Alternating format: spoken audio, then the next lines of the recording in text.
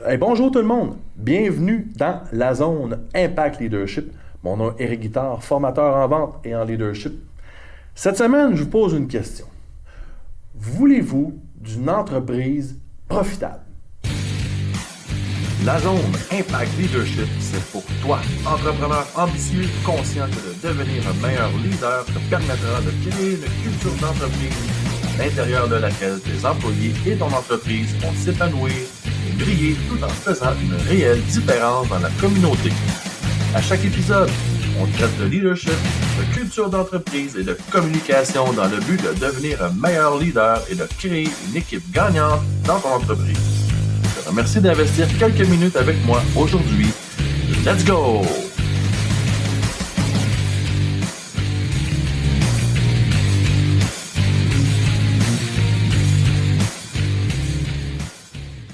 C'est tellement une question. Non! Qui va dire non à ça, Adriane? Merci beaucoup d'être là encore cette semaine. Justement, voulez-vous d'une entreprise profitable? Dans le fond, là, ce qu'on va aborder comme sujet aujourd'hui, dans le fond, c'est les facteurs clés qu'il faut toujours avoir à l'œil puis toujours développer pour vraiment bâtir une entreprise profitable. Parce que on sait, il y a mille et une choses d'impliquer dans le bâtir une entreprise. Ouais. Mais il y a des choses qui vont peut-être être plus profitables que d'autres. Puis, tu sais, on a tendance souvent à se complexifier les choses pour rien. C'est probablement beaucoup plus simple que ce qu'on pense. C'est pas mal plus simple. Ouais. C'est pas mal plus simple. Justement, je veux t'entendre là-dessus. C'est comment qu'on fait justement pour bâtir une entreprise profitable. Tout à fait. Je l'avais déjà dit dans un autre podcast, mais tu sais, il y a une mécanique à faire de la business profitable. Là. Puis cette mécanique-là commence évidemment par avoir des bonnes ventes récurrentes, faire en sorte que tu as toujours un funnel de vente qui va rentrer ou que tu vas closer assez de business pour dire que tu vas pouvoir dégager des profits de ton entreprise. Pas de vente, oublie les profits. Là. Ça n'existe pas, évidemment. C'est un avant l'autre. Ça, c'est la première affaire. Beaucoup de gens se plantent là et ils cherchent quand même à avoir des profits. Donc, ils n'ont pas encore maîtrisé la première étape qui est de vendre systématiquement ou avoir un marketing qui rentre assez de leads pour vendre systématiquement. Puis ils se mettent déjà en position de « je veux faire du cash, je veux faire du cash, je veux faire du cash ». Et là, ils se ramassent justement à ne pas faire les activités qu'ils avaient besoin de faire pour systématiser les ventes. Ça, c'est la problématique numéro 1. La problématique numéro 2, une fois que tu as assez de ventes puis tu as une problématique dans le fond de « OK, j'ai trop de ventes par rapport au RH que j'ai ou j'ai pas assez de monde pour livrer » ou est-ce que là, tu es pogné dans le business en termes de temps puis là, tu sais plus quoi faire puis tu commences à désespérer parce que, tu n'as pas les bons employés puis dans une pénurie de main-d'œuvre, c'est chiant. Tu n'arrives pas à produire assez pour... Exactement. Ou si tu es tout seul ou tu as un employé ou deux, ben des fois, tu es trop dépendant de toi-même pour être dans cette affaire-là puis tu n'as pas assez de temps et d'énergie pour te consacrer à tes systèmes internes. Donc, quand on parle de système interne, ce que tu veux faire pour avoir de la profitabilité, c'est que tu veux bâtir des systèmes. Donc, tu veux avoir ton système au niveau financier. Comment est-ce que je fais mes dépenses? Comment est-ce que je regarde que j'ai toujours une profitabilité? J'ai-tu un tableau de bord financier au niveau de ma fonction finance? Au niveau du marketing, est-ce que j'ai un bon budget marketing par rapport à qu'est-ce que ça rapporte? Est-ce que je mesure les chiffres? Au niveau opérationnel, est-ce que j'ai des bons outils de gestion de projet pour faire arriver tous les projets que j'ai à l'interne ou toutes les activités opérationnelles que j'ai? Est-ce que je sais qui fait quoi à quel moment? La plupart des gens sont même pas là. Non. En TI, est-ce que ton informatique est à jour? Puis est-ce qu'elle est connectée avec tes systèmes actuellement? Puis est-ce que tu leverage, est-ce que tu fais des effets leviers avec des logiciels pour travailler moins? Par exemple, as-tu un CRM quand tu fais des ventes? Non, j'utilise Excel. Mais wake up, man, 21e siècle, va te chercher un CRM, sont rendus pas chers, là. Fait que là, c'est le temps de les intégrer puis à utiliser les outils. Au niveau de tes RH, as-tu mission, vision, valeur? Est-ce que tu gères ta culture d'entreprise comme il faut? Puis au niveau de ta gestion, t'es-tu entouré par les bonnes personnes? As-tu la bonne structure de gestion? Tout ça, c'est des mécanismes. C'est tout des mécanismes que si tu les mets à jouer tous en même temps, ça devient comme un moteur de voiture. Quand ton marketing il lève, d'habitude, ton besoin de RH va suivre tout de suite après ça. Parce que tes opérations vont être sollicitées. Puis si tu ne veux pas t'occuper de toutes les opérations, ça va te prendre des humains ou des machines pour faire ça. Right? C'est un après l'autre. Mais là, si tu as trop de monde par rapport aux ventes que tu fais, là, ça te coûte cher puis tu commences à saigner de l'argent. Parce que tu as trop d'opérations, tu as trop de coûts fixes par rapport aux ventes que tu fais. Fait que tu vois que c'est les fonctions, il faut toujours qu'ils soient en équilibre. Vente et RH sont constamment comme des pistons, up and down, puis il faut pas que tu les gardes au milieu, il faut qu'ils montent et descendent tranquillement, comme un moteur, exactement de la même façon. Il faut que ce soit tout bien géré, puis il faut que les systèmes soient à côté. Si tu fais ça, tu vas avoir une business profitable. c'est simple. Tu sais, je suis capable de te l'expliquer, quoi. Ça a pris 3 minutes. C'est simple. C'est n'importe qui, si je te le répète, là. Mais toi, je te le répète 15 fois, là. On va prendre 2 heures ensemble. À un moment donné, tu vas dire, OK, c'est beau, c'est intégré, je l'ai dans ma tête, je vois le dessin. Maintenant, l'application, par quoi tu commences? Donc, tantôt, je l'avais dit, par quoi tu commences à faire des profits? Vente systématique. Ah, ben, j'aime pas vendre. Ah, ça, c'est un autre problème. mais ça te prend ça, tu comprends? Donc, dans le schéma, ça va te prendre ça. Si on parle de profitabilité, moi, je lis beaucoup la profitabilité avec l'excellence opérationnelle. Qu'est-ce que ça veut dire, ça?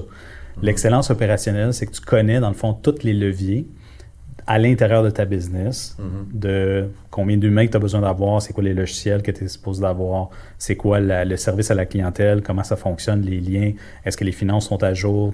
C'est la propreté, dans le fond, de ton système qui va déterminer si tu as des bénéfices et si ta compagnie elle est pérenne, si elle va toffer dans le temps, si tu vas survivre, dans le fond, à ça. Puis éventuellement, quand tu prends de l'expérience en tant qu'entrepreneur, quand tu deviens plus compétent avec ton savoir, ton savoir-être et ton savoir-faire en même temps, à un moment donné, tu commences à voir toute la compagnie comme étant une machine. L'argent rentre par là, elle passe à travers ces opérations-là. Il reste un pourcentage de cash flow qui est dans des restaurants, 3%, en coaching, 30%, dans d'autres coiffeurs, 15%, blablabla. Chacun a des opérations puis un chiffre attaché à ça. Et de ça, est-ce que je suis pogné dedans ou pas? Est-ce que je suis capable de me libérer? Est-ce qu'un autre humain peut faire ma job en place ou plusieurs humains peuvent-ils faire ma job? Ou est-ce qu'il y a un logiciel qui peut me dégager du temps? C'est simple comme ça. Qu'est-ce que tu en penses quand je te le dis? Moi, j'en pense que oui, c'est simple, mais je vois tout de suite la complexité d'application. OK. Je vois tout de suite la complexité d'application, puis ce que je vois tout de suite dans ma tête, c'est tout ce qu'il y a, tout le besoin d'apprentissage en arrière de ça, parce que je connais pas personne qui arrive puis qu'il sait toutes ces facettes-là, puis c'est tout un paquet d'assiettes à spinner ensemble, puis fait que c'est là l'importance d'être capable de bâtir une équipe, d'aller chercher un directeur des opérations qui connaît ça, puis qui est capable d'établir un système opérationnel, un directeur financier qui connaît ça, puis qui est capable de s'occuper de tout le système financier, puis des chiffres, ainsi de suite, puis d'aller bâtir une équipe, parce qu'on dirait que je vois pas comment tout seul tu peux arriver à faire quelque chose du genre. T'as pas le choix de bâtir une équipe, t'as pas le choix d'aller chercher des partenaires stratégiques, qui sont alignés sur ta vision, ta mission. Tu veux-tu avoir le shortcut à tout ça? Oui.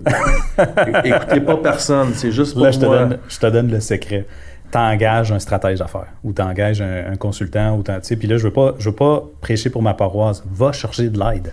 Va chercher quelqu'un qui connaît les mécanismes. C'est le meilleur investissement que tu vas faire. Je vais te donner un exemple. Mettons que je te facture 20 000 cette année en frais d'accompagnement. On se fait une planif stratégique. Je t'accompagne, on la met en place, puis on fait toutes les actions qu'on a dit qu'on allait faire. À la fin de l'année, tu dégages 10 heures de ton temps puis tu as fait 120 000 de profitabilité supplémentaire. Combien je t'ai coûté? Rien. J'ai fait 100 000. J'ai fait 100 000 de bénéfices. Tu as tout compris. Fait que la différence entre ceux qui performent, puis qui gagnent, puis qui commencent à se sortir du pack, c'est un peu comme en cyclisme, tu as le leader pack, là, puis après ça, tu as tout le reste du monde. Là.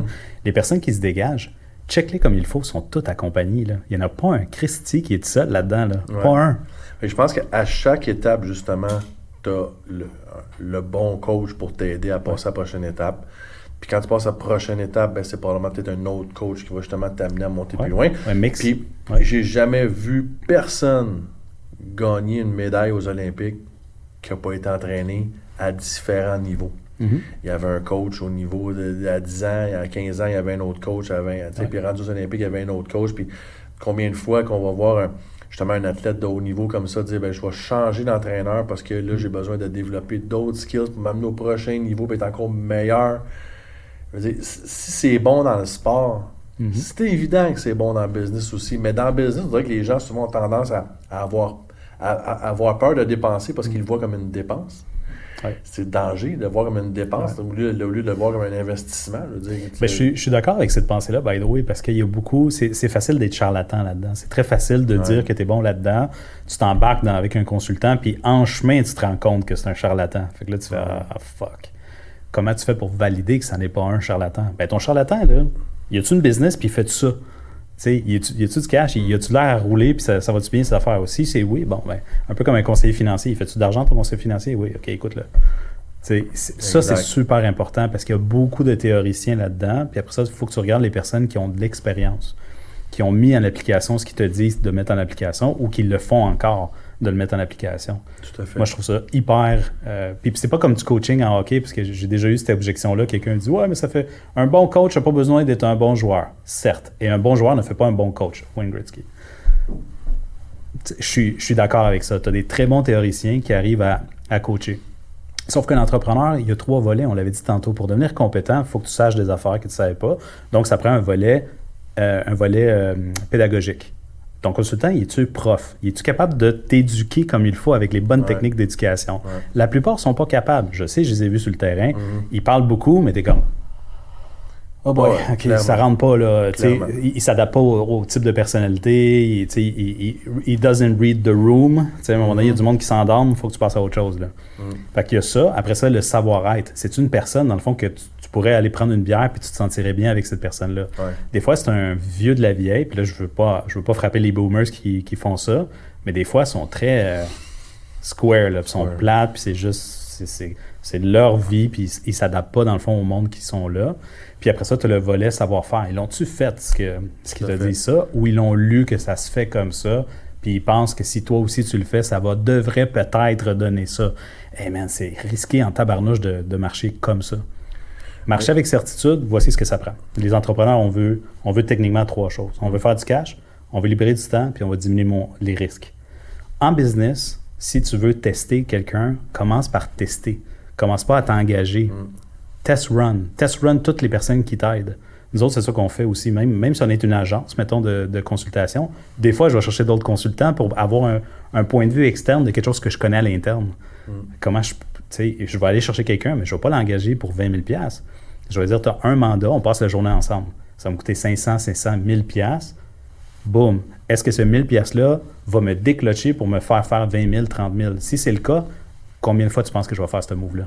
Je vais le faire, puis le refaire, puis le faire. Puis à un moment donné, ça se peut que j'intègre la personne dans mes opérations. Mais la façon la plus rapide, c'est d'engager quelqu'un, trial run, fais-les travailler un tout petit peu. Un petit mandat. Un petit mandat. Mettons que tu rentres chez nous. Si on a du fun, puis tu veux continuer, go. Puis après ça, engage-toi. Va chercher des subventions, puis go all-in avec la personne. Mais au début, il faut que tu aies un trap. Il faut que tu passes une couple d'heures avec. Oui, puis il faut qu'il y ait un fit de personnalité. Il faut qu'il y ait un fit de vision de ce qu'on s'en va. Puis, moi, je fais le même exercice avec notre client idéal. T'sais.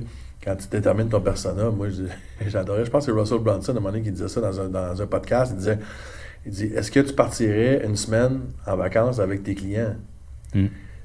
Si la réponse est non, il faut peut-être que tu repenses à qui tu vises. Parce que dans le fond, tu sais, ton client idéal, tu devrais être capable de t'entendre avec. Quand j'ai fait cet exercice-là, j'ai carrément changé. Tu ne veux pas l'éviter au bar, là. J'ai carrément changé mon client idéal, puis ça a fait que j'ai fait un pivot dans ma business. Puis aujourd'hui, elle a pris l'expansion parce que tous mes clients correspondent à du monde que je passerais une semaine avec eux autres dans le sud. Tu es en train de me dire que tu as passé l'humain avant l'argent? Oh my God! Ben, ça fait juste partie des réflexions qu'on a à faire. Absolument. Puis ça fait partie du processus. Puis ce mot-là, parcours, processus, ils reviennent à chaque épisode qu'on parle ensemble. Puis c'est ça. C'est un parcours, c'est un processus. Il faut en être conscient. Il faut voir, essayer d'évaluer on est où, puis comment faire pour passer à la prochaine étape sans y laisser trop. Si tu veux tout défricher tout seul, là, tu vas y laisser beaucoup de sang, beaucoup d'énergie, beaucoup de sueur. Puis tu n'auras peut-être pas. Le coach sert à ça, il sert à t'aider. Puis, ben, tu sais, en passant, c'est ça qu'on fait en ce moment, on vous coach. Ben oui. Puis écouter des podcasts dans le même. Moi, quand je m'en vais à Toronto la semaine prochaine, j'ai 6h30 de route à faire. C'est clair que j'ai 3-4 heures là-dedans qui vont être différents podcasts, puis ainsi de suite. À un moment donné, c'est sûr que là, j'ai le cerveau qui bouillonne trop, je vais mettre de la musique, je vais faire moi changer, mais j'utilise ce temps-là pour me former, écouter des conférenciers, écouter des podcasts de gens qui ont des parcours différents, puis ben, c'est né du coaching, ça. Exact. Ça en est du coaching. Fait que là, un point très intéressant dans ça, puis je m'excuse de te couper, c'est de travailler à ton niveau également, de continuer, dans le fond, à dire sais, moi, personnellement, je me fais coacher alors que je suis un coach. Je fais affaire avec des stratèges d'affaires alors que je suis stratège d'affaires. Pourquoi? Parce qu'il y a toujours un next level. Toujours. Même dans ma game à moi, il y a toujours un next level. Oui. Et j'ai fait la promesse, je me suis fait la promesse que jamais j'allais arrêter cette affaire-là. Fait que tu vois, dans notre compagnie, là, ça fait partie des valeurs de toujours évoluer. Toujours évoluer. Quand tu penses que tu es rendu, c'est là que ça commence à descendre. Exact. D'habitude. Ça s'arrête jamais. T'atteins un certain plateau à un moment donné où tu dis, OK, maintenant, j'ai de l'argent et j'ai pas besoin d'être là, puis c'est super le fun. Mais qu'est-ce que tu fais de ton temps? Ben, fais-en une autre. Bâti, change le monde. Fais ce que tu es bon à faire. Toujours aligné sur ton pourquoi personnel. Exactement. Bon, pour moi, c'est clair. Moi, je me suis dégagé des opérations de ma firme parce que je voulais parler avec du monde comme toi un jeudi après-midi. J'ai le temps de le faire. C'est clair. Puis mes clients sont là, toi, tu m'énerves parce que tu t'es libéré de ta business. C'est clair. Mais je fais quoi avec ce temps-là? Ben, je réinvestis dans le business, mais je le fais consciemment. Oui, puis tu le fais dans le plaisir. Et je le fais dans le plaisir et pas dans le besoin de le faire. Exactement. Ça, c'est super important. Exact. Un autre super bel épisode. Merci, Adriane. Défi 7 jours. Le défi 7 semaines. Un autre, tu sais, on dit souvent, ça fait une couple de fois qu'on dit, c'est facile à comprendre, mais c'est difficile à exécuter. Ça en est un solide. Ouais. C'est un défi mindset. Un défi mindset qui, lui aussi, si tu le réussis, peut carrément changer ta vie. Là, pour les 7 prochains jours, il est interdit de chialer. Tu n'as plus le droit de chialer. Tu n'as pas le droit de chialer pendant 7 jours. Ben là. Hein? Évidemment, juste d'être conscient qu'on a un défi à faire, ça veut dire que quand tu te surprends à chialer, tu fais... On prend un grand respect, un pas vers l'arrière, on se calme et on reprend un mindset positif, on reprend notre mindset de gagnant parce que j'ai jamais vu de gagnant qui était chialeux. Non. Quand tu as envie, tu as 2 options. Tu gagnes ou tu chiales. Ouais, c'est incompatible. Ça ne fonctionne pas ensemble. Fait que le défi 7 jours, c'est tu n'as pas le droit de chialer. Puis ce que tu peux même faire, puis ça, je l'ai fait l'exercice déjà avec un bracelet. Quand je me prenais à chialer, je le changeais de côté juste pour me rappeler puis créer une opération mécanique de changer de bracelet de bord quand je chiale. Puis à chaque fois que je chialais, je recommençais le défi à 0. Jusqu'à ce que je sois capable de faire 7 jours en ligne sans changer mon bracelet de bord. Excellent. Ça, c'est une façon de le faire. Go. 7 prochains jours, pas le droit de chialer. Viens nous voir dans le groupe Facebook de la Zone Impact Leadership. Viens nous jaser de à quel point c'est facile, difficile, je sais pas.